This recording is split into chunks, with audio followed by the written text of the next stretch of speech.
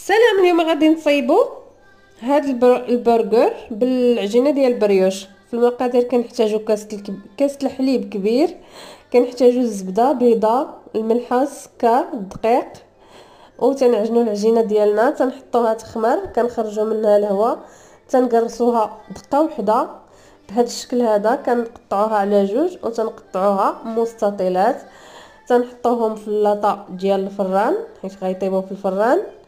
كندهنوهم بالصفر د البيض، كنرشو فوق منهم الزنجلان، كنطيبوهم وكنخليوهم يبردوا. كندوزو كنصايبو الكفته، كيجيو بهذا الشكل هذا زوينين.